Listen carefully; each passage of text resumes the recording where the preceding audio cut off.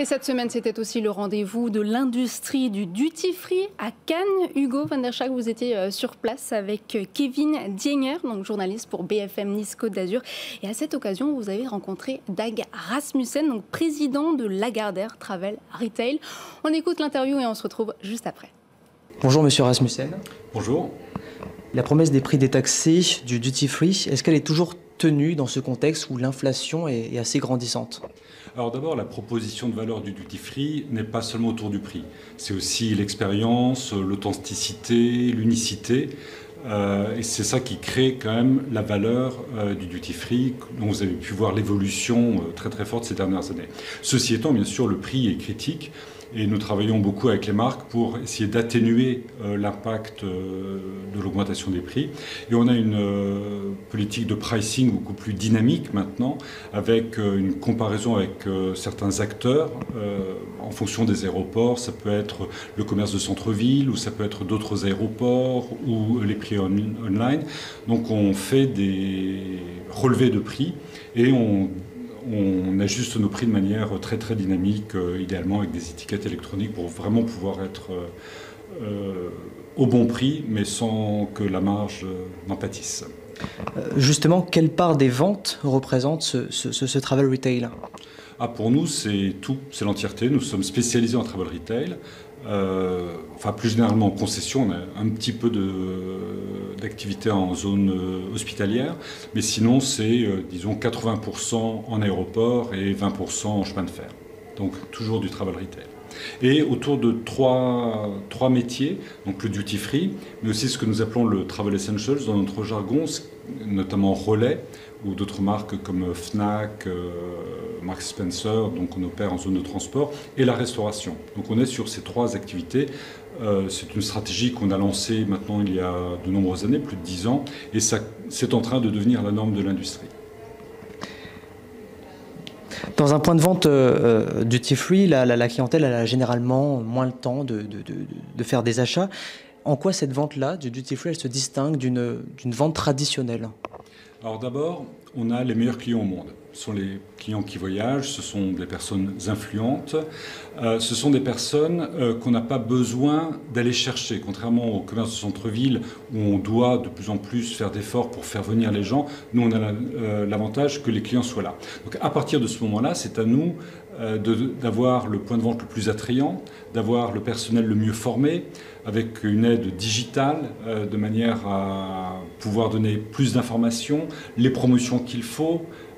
Donc c'est vraiment le vrai métier de retailer. Et pour moi, le travel retail, c'est la forme ultime de commerce physique. Parce que justement, on n'a pas besoin de manger sur le budget temps de ces personnes qui sont déjà très très fortement sollicitées. Vous l'avez dit, c'est une clientèle qui voyage justement et qui vient aussi de partout. Comment gérer cette interculturalité en tant que vendeur et comment on approche les clients en fonction de leur culture, de leur nationalité Alors là, la formation est quelque chose qui est critique. Alors d'abord l'assortiment en fonction des clientèles peut varier très fortement selon le fait que vous avez essentiellement une activité de low cost ou de chinois aisés, pour prendre peut-être des extrêmes. L'assortiment n'est pas le même. Pour le low cost, il y a plus de restauration, notamment parce que la restauration à bord est payante. Pour des voyageurs chinois, on cherchera beaucoup plus le luxe, l'expérience, l'unicité. Et ensuite, on se doit de former les personnes parce que si c'est vous qui voyagez ou une jeune chinoise, on ne va pas s'adresser à vous de la même manière. Vous, il est probable que vous n'ayez pas envie qu'on vienne vous voir en disant de quoi avez-vous besoin, etc. Vous préférez peut-être poser la question. Une clientèle chinoise, si vous n'allez pas vers elle en lui proposant vos services, il considère que vous ne faites pas votre métier. Donc on essaye de former tout notre personnel à savoir s'adapter au type de clientèle. La clientèle chinoise, j'imagine qu'elle est prépondérante dans le duty-free ? Elle était assez forte, en ce moment elle est beaucoup plus faible puisque vous savez qu'il y a beaucoup de confinement en Chine, donc la clientèle internationale chinoise a quasiment disparu et ça a été l'occasion pour mieux parler aux autres. aux passagers domestiques, aux Américains qui étaient très fortement présents cet été. Donc nous sommes dans un monde de plus en plus incertain, ce qui est passionnant, et on doit s'adapter à chaque nouvel événement. Alors le pire étant le confinement, où on a dû globalement fermer tous nos points de vente. Mais là, la clientèle change, évolue rapidement et on arrive en fait à faire de l'excellent travail avec les clients parce que, encore une fois, c'est globalement la meilleure clientèle au monde. Je pense que nous sommes les plus grands opérateurs internationaux à Hainan et en Chine. Quelle est l'importance justement de tous ces acteurs, de ces nouveaux acteurs chinois? Et est-ce qu'il y a des conséquences sur l'offre? Alors, JD.com, nous les avons fait effectivement entrer au capital de Lagardère Travel Retail North Asia parce que nous pensons qu'il y a énormément de synergie. C'est un géant du e-commerce avec une chaîne logistique incroyable, avec un nombre de clients encartés fantastiques. Donc nous travaillons avec eux pour développer l'offre multicanale, pour améliorer nos capacités logistiques et mieux travailler les données globalement et aussi dans le cadre de supply chain intelligente. Donc on développe l'activité avec eux très fortement autour de l'omnicanalité.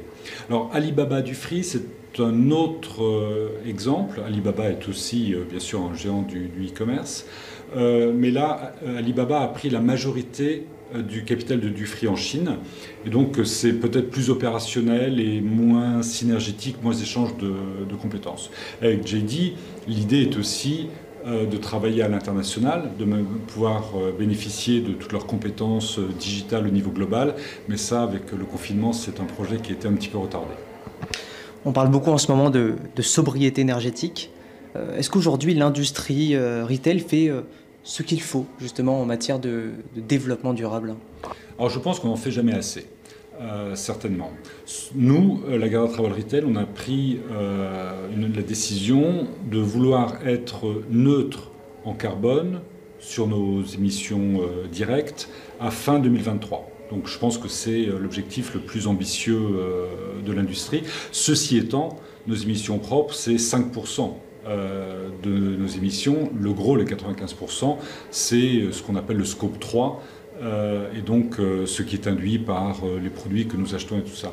Donc nous devons de travailler avec les fournisseurs, et nous avons développé un label que nous appelons CARE, l'attention, où on essaye de labelliser les produits qui sont le plus vertueux au niveau environnemental ou qui sont le plus proches, enfin qui travaillent le plus avec les communautés locales. Donc ça, c'est un des axes, faire évoluer l'assortiment, ce que je considère comme extrêmement important. Ensuite, on a des points de vente qui sont vus par des millions de personnes et des millions de personnes influentes globalement. Et ce que je souhaite, c'est que nos points de vente parviennent à communiquer l'importance de l'environnement à tous ces clients. Et par exemple, on a ouvert un point de vente qu'on appelle EcoStore à Genève, avec une baisse de, je crois, 40% de l'empreinte carbone de tout ce qui est mobilier, display et autres. Merci beaucoup, monsieur Dag Rasmussen. Merci à vous. On passe au focus avec vous, Hugo van der Schaak. Vous êtes directeur d'Altavia Travel Retail. Alors, est-ce que la réponse de Dag Rasmussen sur la question de la sobriété énergétique, est-ce qu'elle vous a convaincu ? Écoutez, ils subissent une pression des gouvernements, mais je pense qu'ils subissent aussi une pression des consommateurs. On voit que les générations X, les générations Z consomment beaucoup plus avec leurs valeurs. Ils vont donc regarder l'étiquette au dos des produits qu'ils achètent, ils vont regarder l'environnement dans lequel ils consomment et s'assurer que c'est des endroits qui correspondent à leurs valeurs de développement durable. Et ils n'ont pas vraiment le choix. Ils doivent aujourd'hui ouvrir leur assortiment produit à ce type de produits, des choses plus saines, plus respectueuses de l'environnement. Donc oui, sur ce point de vue, il est convaincant, puisque de toute façon, il doit le faire, puisque c'est la demande de ses consommateurs. Nous, on travaille avec eux, on travaille avec les marques aussi sur créer des environnements plus durables. On fait des analyses de cycle de vie, des mobiliers, des points de vente pour que l'empreinte environnementale soit plus faible. Mais il ne faut pas oublier que c'est quand même un secteur d'activité qui était en perte de 60-70% de son chiffre d'affaires encore il y a 2 ans, et tous ces investissements coûtent cher et donc ils font dans la mesure de leurs moyens. Alors on l'a dit, aujourd'hui l'activité repart. Comment le secteur s'est-il réinventé ? Alors oui, ça repart fort avec des croissances de 100, 150%, mais les modèles ont changé. Et donc un des grands changements, et M. Daubert en parlait tout à l'heure, c'est le travel retail sort des murs de l'aéroport finalement. Et aujourd'hui, vous êtes en mesure de consulter l'offre avant de voyager, d'acheter en ligne, même de récupérer vos achats dans le terminal. En Chine, par exemple, il est possible de consommer duty free jusqu'à 6 mois après votre voyage et de vous faire livrer chez vous. Donc on voit bien que le parcours client s'étend avant, pendant et après la visite en aéroport. Alors on va finir avec le chiffre de la semaine. Est-ce qu'aujourd'hui la promesse de la valeur prix redevient un argument de vente dans ce contexte inflationniste? Écoutez, on voit que 21% des gens qui visitent les duty free aujourd'hui le font pour la valeur prix. C'est finalement très peu quand on sait que le duty free a été construit sur la promesse du tax free, du duty free. Oui. Et donc on voit que ces gens viennent chercher de l'expérience, des produits uniques, et c'est vraiment ce que je dis, vous retrouvez dans les grands aéroports du monde. Si vous allez à Dubaï, à Incheon en Corée ou à Singapour, vous pourrez aller au cinéma, vous pourrez aller dans des fan zones pendant la Coupe du Monde, vous pourrez aller dans des spas, et c'est vraiment ça que l'aéroport va offrir aujourd'hui et va offrir de plus en plus demain, c'est ces expériences. Et donc la valeur prix, oui, est toujours là, mais c'est pas le plus important. L'important, c'est de vivre ces choses, et les marques aujourd'hui ont compris ça, et elles se servent du duty free comme un territoire d'expression. On a un trafic naturel de gens qui ont un pouvoir d'achat, et du coup les marques investissent ces lieux, et pas uniquement pour la valeur transaction, mais aussi pour la valeur image de marque et le storytelling de leurs produits. C'est ce que vous dites, hein, les aéroports deviennent aujourd'hui de véritables lieux de vie, de divertissement et d'expérience. Merci beaucoup. Ouais. C'est la fin de cette émission. Vous pourrez la retrouver sur le site et l'application BFM Business. Quant à moi, je vous retrouve la semaine prochaine, même heure, même endroit. À très vite. Focus Retail, la distribution de demain s'invente aujourd'hui.